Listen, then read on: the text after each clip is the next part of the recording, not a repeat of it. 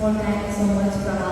ഇത്രയും വലിയൊരു പ്രോഗ്രാമിനെ വേണ്ടിയത് സ്കൂളിലും teachers, principal, management, students, parents എല്ലാവരും സന്തോഷവും സ്നേഹവും അറിയിക്കുകയാണ്. ഒരുപാട് സന്തോഷം.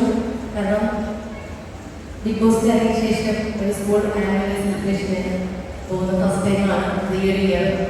അതായത് 26 ആനിവേഴ്സറി നടക്കുന്ന ആനുവൽ ഡേ സെലിബ്രേഷൻ നടക്കുന്നത് വളരെ അടിപൊളി ഗംഭീരമായിട്ടാണ് നടക്കുന്നത്. നമ്മൾ എല്ലാ സ്റ്റുഡൻസും സത്യം പറഞ്ഞാൽ ബ്ലെസ്സിംഗ് ഉള്ള സ്റ്റുഡൻസ് ആണോ. അത് എത്രയും വലിയ സ്കൂളിൽ പഠിക്കാൻ പറ്റുന്നത് തന്നെ നിങ്ങളെല്ലാം ഒരു വലിയൊരു ഭാഗ്യമായിട്ടാണ് ഞാനിപ്പോൾ കാണുന്നത്.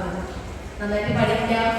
ഞാൻ മനസ്സിലാക്കിയത് എന്താണെന്ന് വെച്ച് കഴിഞ്ഞാൽ ഈ ജയം തോൽവി എല്ലാ കാര്യങ്ങളും യുവർ ബെസ്റ്റാണ് പറയുന്നത്.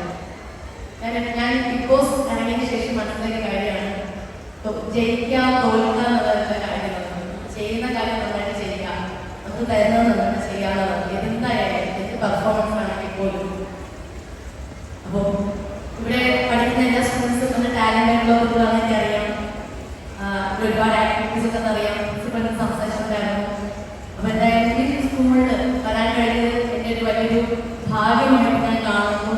പിന്നെ കുട്ടികളുടെ പെർഫോമൻസ് കാണാൻ വേണ്ടി പാരൻസിൻ്റെ വെയിറ്റിംഗ് ആണ്. അപ്പോൾ എനിക്ക് വളരെ കുറച്ച് സമയം മാത്രമേ ഉള്ളൂ സംസാരിക്കാനായിട്ട്.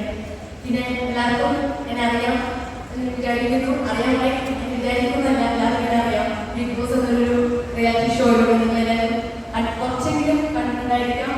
എവിടെയെങ്കിലും ഫോൺ നോക്കി കഴിഞ്ഞാൽ എനിക്ക് തോന്നുന്നു ബിഗ് ബോസ് എന്നൊരു ഷോയാണ് കുറച്ച് നാൾ ഏറ്റവും കൂടുതൽ കൊണ്ടുകൊണ്ടിരുന്നത്. അപ്പോൾ എന്തായാലും അതിലൊരുപാട് സന്തോഷം. നമ്മുടെ ടൈമിൽ തന്നെ സ്കൂളിൽ കയറുന്ന സമയത്ത് തന്നെ ഒരുപാട് പേര് സംസാരിക്കുന്നുണ്ടായിരുന്നു. വോട്ട് ചെയ്തിട്ടുണ്ടായിരുന്നു, ഫുൾ വോട്ട് ഉണ്ടായിരുന്നു. തോട്ട് കേസും പ്രോഗ്രാം കാണുന്നുണ്ടായിരുന്നു. ഒക്കെ ഒത്തിരി സന്തോഷം. കാണാത്തുണ്ടോ എന്നൊക്കെ അറിയില്ല. എന്തായാലും സന്തോഷം, സ്നേഹവും മാത്രമാണ് അറിയിക്കുന്നത്. എനിക്ക് മുന്നേ ബിഗ് ബോസിൽ പോകുന്നതിന് മുന്നേ ഒരു ഇമ്പാക്ട് ഉണ്ടായിരുന്നു. അത് വളരെ നന്നായിരുന്നു. പക്ഷെ അതിനുശേഷം ബിഗ് ബോസിൽ പോയി ഇറങ്ങിയ ശേഷം കുറച്ചും കൂടി ഇമ്പാക്റ്റാണ് ഉണ്ടായിരിക്കുന്നത്. ഒരുപാട് പേര്, അതായത് എന്നെ അറിയാത്തതും എൻ്റെ പോസിറ്റീവ് സൈഡും നെഗറ്റീവ് സൈഡും കുറച്ചും കൂടി എല്ലാവർക്കും അറിയാൻ പറ്റി.